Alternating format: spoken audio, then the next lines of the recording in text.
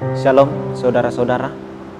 Pada hari ini saya akan menyampaikan kesaksian saya bagaimana saya menerima Kristus sebagai Tuhan dan Juru Selamat saya.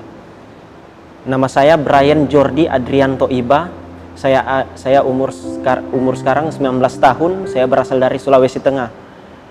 Sebelum saya bertobat, pada saat itu saya masih dibilang masih anak-anak, umur 6 sampai 11 tahun. Saya lahir dari keluarga Muslim dan saya tidak percaya sama sekali dengan Yesus. Saya juga sama sekali tidak pernah terpanggil menjadi hamba Tuhan atau seorang pendeta. Dan ketika itu Tuhan memanggil saya dengan cara yang unik, sangat unik sekali.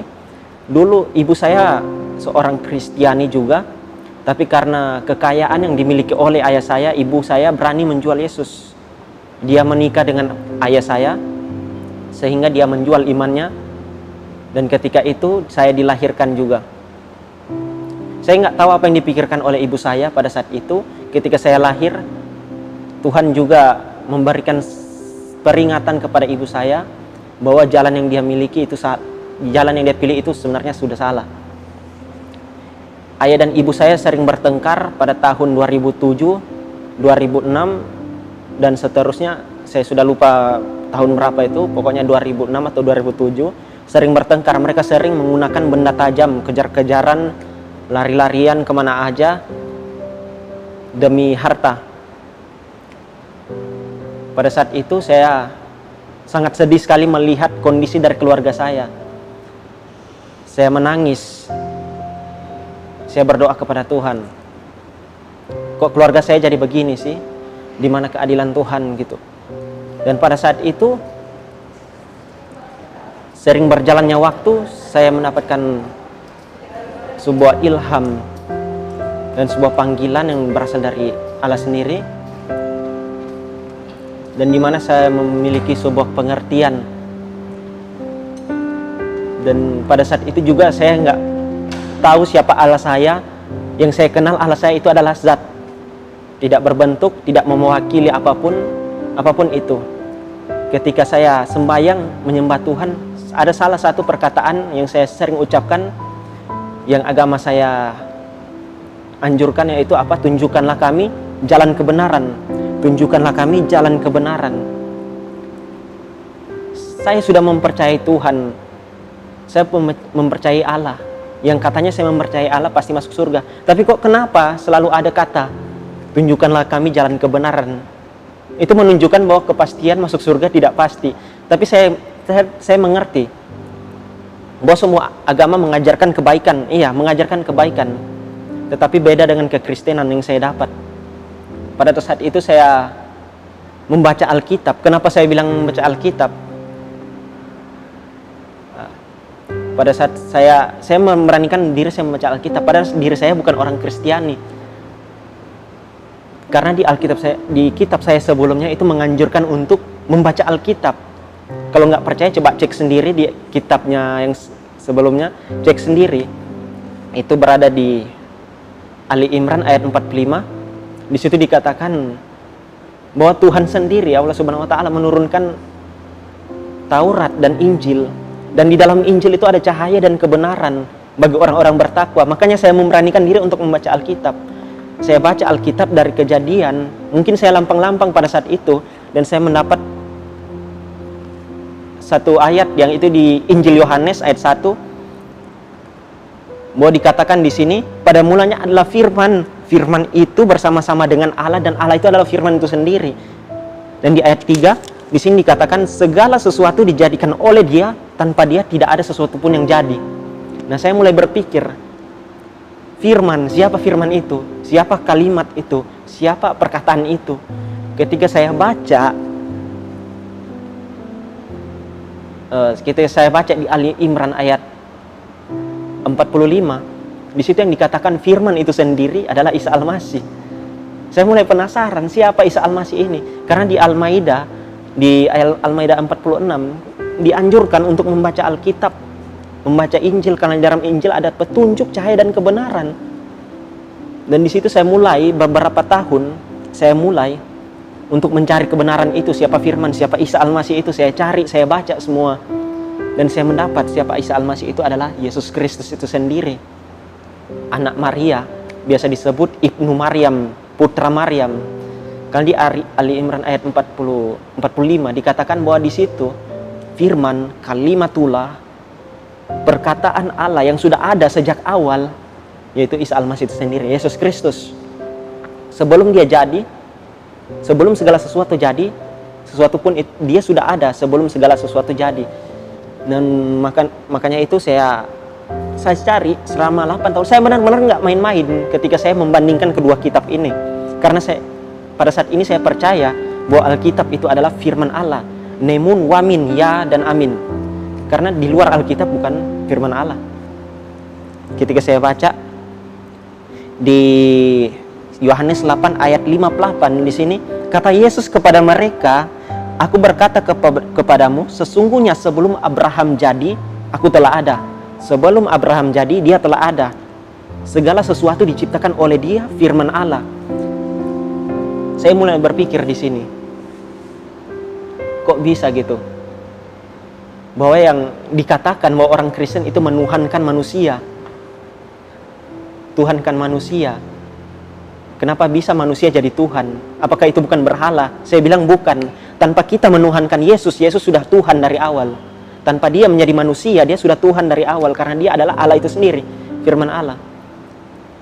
Jadi pas saya mengerti apa itu kekristenan, siapa Isa Al-Masih itu, siapa Yesus Kristus itu, pikiran saya mulai terbuka. Tapi pada saat itu saya belum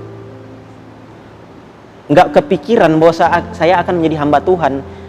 Selama seling waktu itu berjalan, ketika saya bertobat sesungguhnya itu pada saat saya SMP.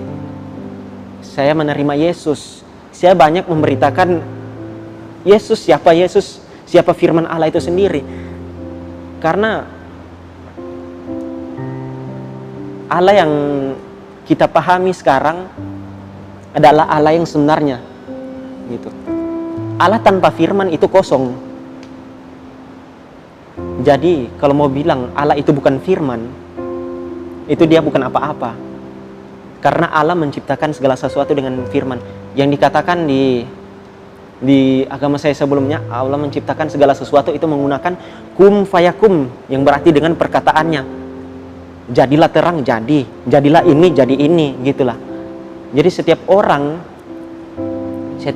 yang percaya akan firman Allah itu sudah mempercayai Allah itu sendiri. Karena ketika saya bertobat, saya nggak pernah main-main gitu, mau cari Tuhan, mau cari kebenaran. Saya menyelidiki setiap kitab. Saya nggak pernah main-main 1% pun. Saya cari, karena satu hal yang paling saya takutkan itu adalah masuk neraka.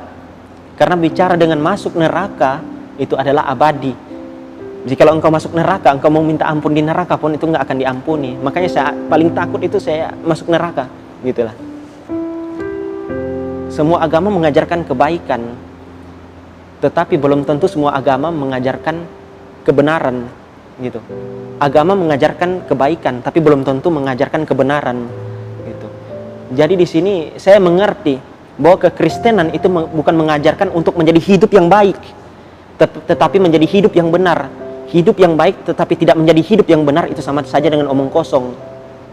Kita hidup berbuat baik, melakukan amal ibadah, melakukan sedekah apapun itu, tapi hidup kita tidak benar di hadapan Tuhan, itu kosong. Jadi saya belajar bahwa di sini kehidupan benar itu lebih penting daripada kehidupan yang baik. Karena dalam kekristenan kita diselamatkan bukan karena perbuatan baik kita, bukan karena amal ibadah kita, tapi kita diselamatkan karena kasih karunia. Makanya saya menerima Yesus. Karena saya sadar diri saya nggak sempurna. Mungkin ada dosa yang tidak saya sengaja lakukan, iri hati, pikiran apapun yang melenceng dari firman Tuhan itu sudah dosa. Walaupun kita nggak sengaja. Makanya saya sadar, satu dosa pun yang kita buat, dosa kecil maupun dosa besar, itu sama saja di mata Tuhan. Gitu. Makanya saya takut ketika saya baca di Titus 3 ayat 5. Pada waktu itu dia telah menyelamatkan kita bukan karena perbuatan baik yang telah kita lakukan. Tetapi karena rahmat-Nya, oleh permandian kelahiran kembali dan oleh pembaruan yang dikerjakan oleh Roh Kudus. Segala sesuatu kita diselamatkan bukan karena perbuatan baik. Kita mau usaha, mau mengusaha keselamatan kita. Kita mau memanjat untuk masuk surga. Tuhan nggak bisa disogok dengan perbuatan amal baik kita. Gitu loh. Saya bilang, Tuhan, saya mau masuk surga.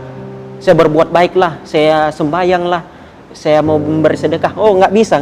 Ajaran kekristenan bukan kayak gitu. Keselamatan itu diperoleh karena kasih karunia. Tuhan nggak bisa disogok. Karena Allah orang Kristen itu nggak bisa disogok. Lo mau sogok dengan perbuatan baik, lo mau sogok dengan amal ibadah, itu nggak bisa. Keselamatan terjadi ketika lo mengaku Yesus sebagai Tuhan dan Juru Selamat. Karena kalau engkau nggak mengaku Yesus sebagai Tuhan dan Juru Selamat, engkau nggak selamat. Karena pribadi Allah itu dalam Yesus. Kalau engkau nggak mengaku Yesus, engkau menyembah Allah yang salah. Pemikiranmu terhadap Allah, pemahamanmu terhadap Allah melenceng ke kiri, melenceng ke kanan, bukan Allah yang lurus, gitu. Makanya saya sadar bahwa diri saya nggak sempurna, diri saya nggak bisa dibilang suci lah, nggak bisa dibilang kudus. Makanya saya sadar, karena saya sadar saya menerima Yesus, bukan karena perbuatan saya, bukan karena amal ibadah saya, melainkan anugerah Tuhan. Oleh darah Yesus saya ditebus. Bukan oleh perbuatan saya ditebus. Karena usaha manusia tidak menghasilkan apapun. Kita manusia, kita nggak bisa menebus dosa kita nggak bisa tebus sendiri. Tuhan nggak bisa disogok. Makanya itu, melalui Yesus, melalui penebusan, dosa apa yang kau lakukan, dosa ketika apapun itu, dosa itu udah diselesaikan sama Yesus. Bukan berarti ketika kita ketika kita menerima Yesus kita seenak saja berbuat dosa, enggak. Perbuatan baik dilakukan ketika kamu telah diselamatkan. Ketika kamu telah diselamatkan sebagai ucapan pembuktian, makanya ada buah-buah roh, pembuktian ketika kamu sudah diselamatkan, itu perbuatan baik. Itu pembuktiannya. Berjalannya waktu, saya belajar tentang firman Tuhan, bahwa saya percaya Alkitab adalah firman Allah, nemun wamin, ya dan amin. Mungkin apa yang saya alami dulu, ayah saya suka main perempuan, ibu saya juga nggak jelas pada saat itu, tapi alhamdulillah lah, puji Tuhan, bahwa ibu saya sudah menerima Yesus dengan sungguh-sungguh. Tapi saya nggak tahu dalam hatinya gimana, tapi saya yakin dan percaya ibu saya sudah menerima Yesus dengan sungguh-sungguh. Gitu. Apapun yang saya lakukan dulu, apapun kehancuran keluarga saya bersyukur. Kalau misalnya Tuhan tidak menegur saya melalui masalah itu, pasti saya nggak akan selamat pada saat ini. Saya berdiri di sini karena pencobaan itu, karena segala sesuatu yang dilakukan Tuhan, karena segala sesuatu yang Tuhan lakukan itu baik apa adanya. Jadi apapun engkau, ketika keluargamu jatuh, keluargamu ketindas, itu bukan berarti Tuhan nggak sayang. Ada sesuatu di balik semua itu, sesuatu di balik semua pencobaan itu, ada rahasia Tuhan di balik itu. Kita diproses, diuji, biar kita tahan banting gitu. Tahan banting. Ketika saya menerima Yesus, sebelum saya menerima Yesus, bahwa kitab saya menjelaskan bahwa Allah itu nggak punya anak. Yes, saya terima itu, bahwa Allah nggak punya anak sama sekali. Benar. Dan kita sebagai hamba-hamba Tuhan, kita nggak disebut anak. Pada saat sebelum saya bertobat, sebelum saya menjadi Kristen, kita nggak disebut anak-anak, tapi hamba. Apa itu hamba? Hamba itu budak. Kita hanya sebatas budak. Yang kita lakukan adalah apa? Perbuatan dan amal ibadah dan yang baik. Apapun yang baik di mata Tuhan kita harus lakukan. Tapi belum tentu menjamin keselamatan. Ya, belum menjamin keselamatan. Makanya kita disebut hamba, atau berarti budak. Ketika saya baca Alkitab, bahwa ketika di Injil Yohanes mengatakan ketika kita menerima Yesus, kita diberikan kuasa menjadi anak-anak Tuhan, gitu. Menjadi anak-anak Allah, gitu. Saya mulai berpikir, bagaimana mungkin seorang bapa tidak mengasihi anaknya, dan bagaimana mungkin seorang anak tidak mengasihi bapaknya, gitu. Tapi Belum tentu seorang tuan mengasihi budaknya. Bisa saja seorang tuan menjual budaknya. Makanya saya pilih Kristen. Makanya saya lebih memilih Kristen karena saya diangkat menjadi anak.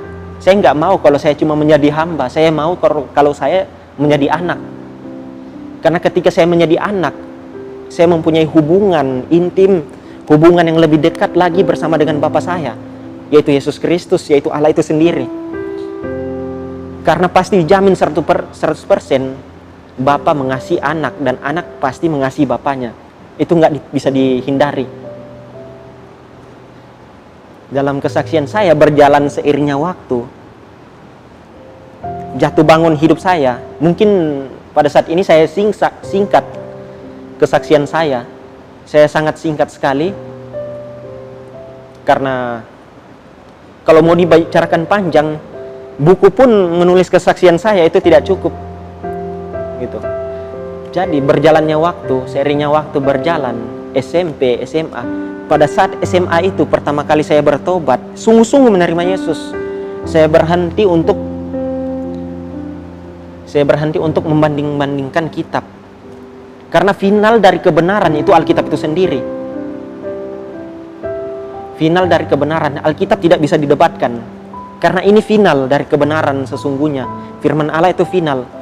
Jadi saya mempercayai bahwa Alkitab itu firman Allah. Dari apa yang saya baca, apa yang saya renungkan, kualitas Alkitab itu teruji. Maupun itu tentang kesaksian, maupun itu tentang pencobaan, semuanya ada di Alkitab gitu.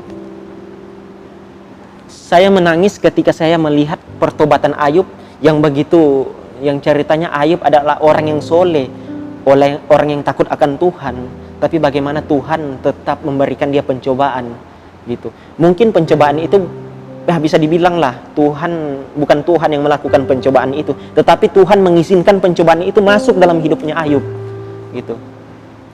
Tuhan mengizinkan, bukan berarti Tuhan nggak sayang. Tuhan mengizinkan biar kita tahan uji gitu. Maupun itu agama Kristen, maupun itu agama Islam, maupun itu agama Buddha, maupun itu agama Hindu, ateis sekalipun, itu sudah ada jalan ceritanya masing-masing yang dibagikan oleh Tuhan. Makanya Tuhan disebut adil. Rezeki orang Islam, rezeki orang Kristen, rezeki orang Buddha, itu sudah dibagi-bagi. Tapi soal keselamatan beda. Ketika kita di dunia ini, semua orang itu dibagi rata adil. Makanya bisa dibilang ada orang Kristen yang nggak sukses, ada orang Kristen yang sukses. Begitupun juga dibilang ada orang Buddha yang sukses, ada orang Buddha yang nggak sukses. Ada yang miskin, ada yang kaya. Ketika kita di dunia ini, di mata Tuhan semua kita sama. Agama apapun itu sama kita semua. Titel apapun kita itu sama. Makanya Tuhan disebut Tuhan yang adil. Ada yang kaya, ada yang miskin. Makanya coba pikir. Misalnya semua orang di dunia ini kaya. Misalnya semua orang di dunia ini kaya gitu. Bisa dibilang nggak ada pengusaha kaki lima, nggak ada pengusaha yang di toko-toko. Nah terus kebutuhan yang kita miliki, misalnya tukang padi, tukang apalah, kita mau membutuhkan kepada siapa gitu. Kita nggak perlu pekerja lagi. Yang ada sisa apa? Sisa uang gitu. Kita full dengan kekayaan kita. Tapi udah nggak ada lagi orang yang misalnya gimana ya? Bisa dibilang lah tukang padi, tukang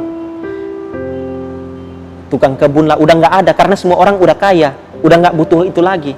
Gimana kita mau hidup? Makanya Tuhan membagi-bagi, ada yang kaya, ada yang miskin, ada yang bisa main gitar, ada yang bisa main drum, ada yang bisa nyanyi, ada yang bisa main keyboard. Makanya Tuhan bagi-bagi gitu. Makanya Tuhan adil. Tetapi ketika kita mati, keselamatan itu beda. Orang mati ketika dia sudah menerima Yesus sebagai Tuhan Juru Selamat, saya yakin jamin 100% orang itu tidak akan dikecewakan. Tapi ketika seseorang yang belum menerima dan bisa dibilang belum LB, saya yakin dia akan menyesali segala sesuatu apapun itu dalam hidupnya. Sekalipun walaupun dia berbuat baik, walaupun dia melakukan apapun, amal pun itu, tapi ketika dia tidak menerima Yesus Kristus sebagai Tuhan, itu sia-sia, semua kosong gitu. Orang ateis pun bisa berbuat baik. dukun pun bisa berbuat baik, siapapun bisa berbuat baik gitu. Tetapi yang beda ketika kau menerima Yesus. Ketika kau menerima Yesus, saya yakin 100% akan selamat. Berjalannya waktu, seringnya waktu, saya melihat KKR dari Pendeta Gilbert, hati saya tergerak untuk, pada mulanya saya masuk di sekolah kependetaan di STTGGI, sekolah teologi. Saya sebenarnya hanya iseng-iseng masuk gitu, ingin tahu apa sih isi Alkitab itu. Saya nggak punya kelebihan, saya nggak bisa main gitar, saya nggak bisa main piano, apapun itu saya nggak bisa. Makanya pilihan jalan terakhir saya untuk menjadi seorang pendeta, karena saya nggak mempunyai kelebihan apapun. Saya masuk aja iseng, biar aja lah. Sekali-sekali juga masuk, biar saya bisa belajar firman Tuhan, abis itu saya keluar gitu. Tetapi ketika saya masuk di STT, panggilan Tuhan itu sangat kuat terhadap saya. Seakan-akan Tuhan bilang saya akan menjadi seorang penginjil gitu. Saya nggak, sampai sekarang pun saya nggak mau jadi pendeta. Saya bahkan nggak mau. Saya nggak mau jadi pendeta. Saya lebih suka dibilang menjadi seorang penginjil, karena kerinduan saya biar semua orang itu selamat, biar semua orang itu mendengar kabar baik itu. Siapa yang disebut Isa Al-Masih lah, siapa yang disebut firman Allah gitu, siapa yang disebut anak itu sendiri gitu. Biar orang bisa mengenal, melalui Yesus orang dapat mengenal Allah. Karena kalau mereka tidak mengenal Yesus, mereka sama sekali tidak mengenal Allah. Yang mereka kenal adalah namanya saja gitu. Dia adalah sebuah zat yang tidak berbentuk, yang tidak akan pernah turun ke bumi, yang tidak akan pernah bertemu dengan manusia, yang sama sekali tidak akan bersosialisasi dengan manusia. Hanya itu yang mereka tahu. Tapi ketika mereka terima Yesus, apapun agamanya, karena saya berani jamin, agama tidak menjamin keselamatan. Karena Tuhan tidak pernah menciptakan agama. Saya berani jamin itu. Tuhan nggak pernah menciptakan agama. Walaupun kau agama, apapun agama itu, tetapi jikalau kamu menerima Yesus, pasti selamat, saya jamin. Apapun agama itu, apapun titelmu, apapun statusmu, ketika kamu menerima Yesus, tapi dengan hati yang sungguh-sungguh, bukan karena kamu mengejar yang baiknya saja dari Yesus. Oh, saya menerima Yesus agar saya diselamatkan, saya terima saja. Bukan itu. Ketika kamu menerima Yesus, kamu ada pembuktian. Buktinya apa ketika kamu menerima Yesus? Perbuatan baik, yang biasa disebut buah-buah roh. Ketika kamu terima Yesus, perilakumu berbeda. Perilakumu dengan hidupmu yang lama itu berbeda. Kamu menjadi manusia baru, saling mengasihi, saling menguatkan, saling mengingatkan, tegur menegur. Bilang ke semua orang, kamu jangan begini, kamu jangan begini. Semua itu kamu lakukan untuk Yesus, bukan untuk dirimu sendiri. Karena biarlah kita semakin rendah, tetapi dia semakin tinggi. Gitu. Pada saat sampai sekarang pun, saya mulai berpikir bahwa hidup saya itu berada di bawah otoritas Tuhan. Saya melakukan segala sesuatu karena Yesus Kristus. Mungkin saya nggak banyak bercerita lagi. Buku pun kalau saya mau menceritakan kesaksianku itu sangat panjang sekali. Bahkan menyangkut dengan kebenaran. Dari bagaimana Allah memperkenalkan dirinya. Bukan hanya dalam Alkitab. Allah bisa memakai kitab apapun untuk bersaksi. Maupun itu kitab Weda, Tuhan bisa pakai untuk menyatakan dirinya. Maupun itu kitab apapun itu, maupun itu melalui ilmu pengetahuan, Tuhan bisa menyatakan dirinya melalui itu semua. Karena segala sesuatu, dosa, pengetahuan, keyakinan agama apapun, dosa-dosa apapun yang dimiliki manusia, itu tidak menghalangi kekuasaan Tuhan. Semua tidak menghalangi. Kalau Tuhan mau bilang semua orang bertobat, bisa jadi bertobat. Dosa tidak bisa menghalangi kita dengan Tuhan gitu. Karena kita diselamatkan bukan karena perbuatan baik, melainkan karena anugerah. Jadi saudara-saudara, pada saat ini saya mau mengingatkan, ketika kamu menerima Yesus, bukan berarti kamu telah memperberhalakan sesuatu, mempertuhankan segala sesuatu. Enggak. Sebelum Yesus datang ke dunia, sebelum Yesus turun ke dunia ini, Dia sudah Tuhan dari awal. Kita bukan mempertuhankan manusia, kita mempertuhankan yang memang sudah Tuhan dari awal. Gitu. Kalau banyak orang bilang orang Kristen mempertuhankan manusia, enggak sama sekali. Enggak sama sekali. Karena sebelum Tuhan lahir menjadi jasmani, menjadi daging seperti kita, dia sudah Tuhan dari awal. Karena itu dia disebut hakim. Dia akan datang di zaman akhir zaman nanti, dia akan menghakimi semua kita yang hidup. Karena di ajaran sebelumnya saya diajarkan tidak ada hakim selain Allah itu sendiri. Satu-satunya hakim yaitu hanya Allah sendiri. Nah, pertanyaan saya, siapa itu hakim yang akan datang terakhir itu? Kalau bukan Yesus itu sendiri. Karena tidak mungkin seorang manusia menghakimi manusia. Karena manusia tidak ada yang sempurna. Benar nggak? Benar. Manusia tidak ada yang sempurna. Karena itu Yesus sebagai Tuhan itu sendiri. Karena dia Tuhan, dia itu sempurna. Dia datang, makanya Tuhan menghakimi manusia. Nggak ada namanya manusia menghakimi manusia. Nggak ada. Yang ada Tuhan menghakimi manusia. Gitu. Dan ketika saya sadar, ketika saya mengerti tentang kebenaran firman Tuhan, saya ingin membagikan kepada seluruh dunia. Bukan berarti saya membenci manusia yang di luar Kristen, enggak. Ajaran kekristenan mengajarkan bahwa kita mengasihi semua, walaupun itu musuh kita, maupun itu beda agama, maupun itu beda pemikiran, maupun itu berbeda ideologi. Kita harus mengasihi mereka. Karena itu ajaran Kristen adalah mengasihi. Gitu. Karena segala sesuatu, iman, pengharapan, dan kasih. Dan yang dari tiga itu yang kekal ialah kasih. Iman, pengharapan, dan kasih. Dan yang terutama itulah kasih. Itu ajaran Alkitab. Iman tanpa kasih, itu namanya apa? Nggak ada apa-apanya itu. Pengharapan tapi tanpa kasih, itu juga bukan apa-apa. Makanya kasih itu dibutuhkan dalam kekristenan. Ketika saya sadar, ketika berjalannya waktu, seiringnya waktu, saya ingin bahwa apa yang saya alami, pencobaan apapun itu, keluarga saya begitu hancur. Saya mau bilang kepada saudara-saudara, jangan putus asa. Ada saatnya di mana Tuhan mengangkat kalian, karena waktu Tuhan itu indah pada waktunya.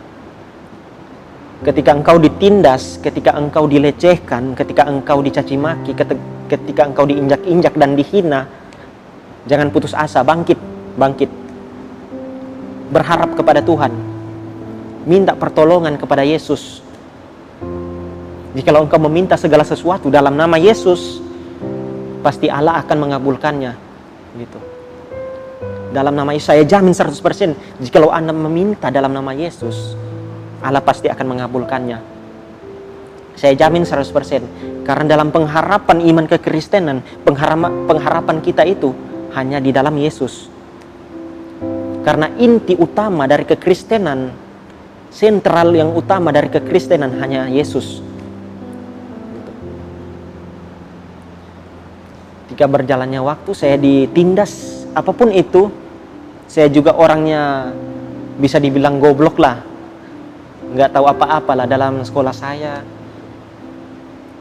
Tetapi kok Tuhan bisa memakai saya gitu. Tetapi kok Tuhan bisa menarik saya. Saya orang pendosa. Gitu. Segala dosa apapun itu, kecuali narkoba, saya sudah pernah lakukan. Tapi kecuali narkoba dengan seks bebas, itu nggak pernah saya lakukan, dua dosa itu. Tetapi dalam yang lain-lain udah saya pernah lakukan. Melawan orang tua lah, mencuri lah,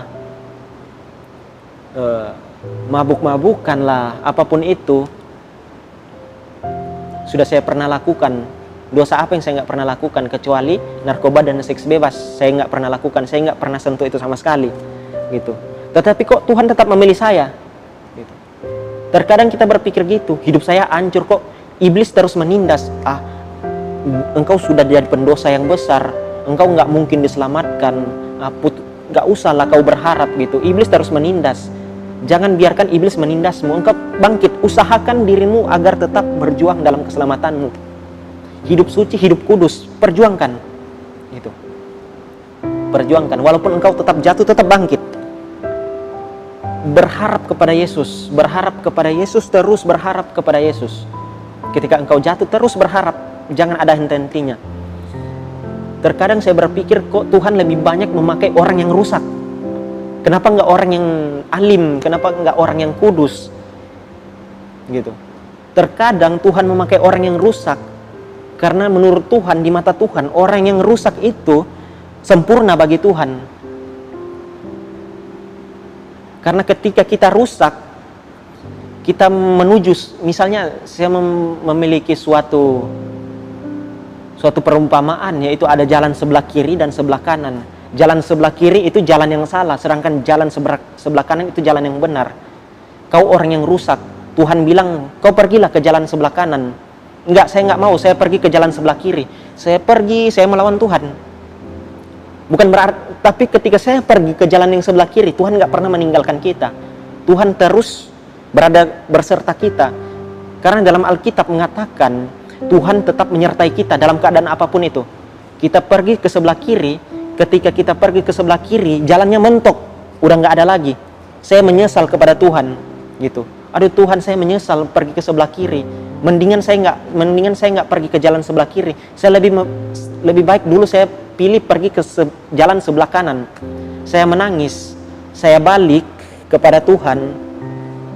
Ketika saya balik kepada Tuhan, ketika ada orang lain yang mau pergi ke jalan yang salah itu, saya bilang kepada orang itu, lo nggak usah lah pergi ke jalan sebelah kiri, di sana udah mentok, nggak usah lah, baliklah. Nih ikut di sebelah kanan gitu. Bahwa pengalaman kita dibutuhkan, pengalaman hidup kita dibutuhkan, agar orang lain mengerti, kita memberitahu, gitu. Bahwa di jalan ini sudah mentok, nggak usahlah kau ke sebelah di sebelah sini, pergilah di sebelah sana, karena di sebelah sana ada jalan yang lebih penuh pengharapan. Pergilah ke jalan sebelah kanan sana, nggak usahlah kau pergi ke sini, balik. Karena saya sudah pernah mengalami gitu. Ketika saya merasa ada seorang yang menawarkan jus stroberi, rasakan ini, saya merasa jus stroberi itu nggak enak jus stroberi ini. Nah di situ kerja saya untuk memberitahukan kepada orang lain, kau nggak usah minum jus stroberi, karena jus stroberi itu nggak enak. Jadi gitu. Tuhan memakai orang yang rusak, bukan berarti Tuhan memakai dosa, enggak. Tuhan memakai pengalaman hidup kita, agar pengalaman hidup kita bisa diberitakan kepada orang lain, agar perilaku orang lain itu bisa menjadi lebih baik, tidak menjadi seperti saya gitu. Contohnya Paulus, dia pembunuh. Sebelum dia menjadi Paulus, namanya itu adalah Saulus. Dia adalah seorang pembunuh. Kenapa Tuhan bisa pakai? Karena itu yang saya bilang tadi. Orang yang rusak itu berharga di mata Tuhan.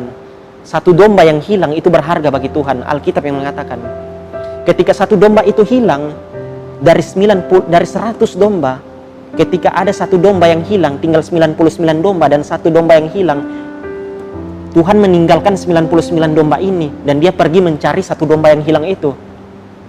Begitupun juga dengan Yesus, itu perumpamaan. Yesus datang ke dunia ini bukan mencari orang yang kudus, bukan mencari orang yang suci, tapi dia cari orang yang rusak. Dia mencari orang yang rusak, karena orang yang rusak itu berharga di mata Tuhan. Jadi di situ saya mulai berpikir, benar juga gitu, bahwa segala hikmat Tuhan, bisa dibilang wisdom Tuhan, kita nggak bisa pahami secara keseluruhan. Ada satu pemikiran Tuhan yang memang nggak bisa kita pahami, karena kalau Tuhan kita pahami, berarti dia bukan Tuhan gitu. Karena saking nggak terbatasnya pemikiran Tuhan, kita nggak bisa pahami pemikiran Tuhan, karena pemikiran Tuhan itu nggak terbatas, pikiran kita nggak sampai gitu. Ketika saya sudah bertobat menjadi hidup baru, saya memberanikan diri saya untuk membuat komitmen bahwa saya akan menjadi seorang penginjil. Saya nggak main-main untuk belajar Alkitab. Dan saya juga sangat memahami kitab yang sebelumnya di agama saya sebelumnya. Karena saya belajar. Saya belajar. Karena satu hal yang saya takuti, yaitu masuk neraka. Karena ketika kita sudah masuk neraka, nggak ada lagi namanya pengampunan. Nggak ada namanya lagi mendoakan orang mati. Orang mati ketika dia mati sudah tidak bisa didoakan lagi. Karena ketika mati, itu urusan dia dengan Tuhan. Urusan manusia udah nggak ada lagi. Kita nggak bisa mendoakan orang mati. Jadi itu. Kalau mau ditanya, saya memahami kitab yang sebelumnya. Saya sangat memahami. Kalau misalnya ada orang yang bertanya tentang jalan kebenaran itu, ya saya jawab, menurutmu dengan kitab mana? Alkitab kah? Atau dengan kitab yang saya sebelumnya itu? Saya bisa menjawabnya. Gitu. Saya juga tahu berbahasa Arab gitu. Saya mengerti apa yang berada dalam isi kitab itu.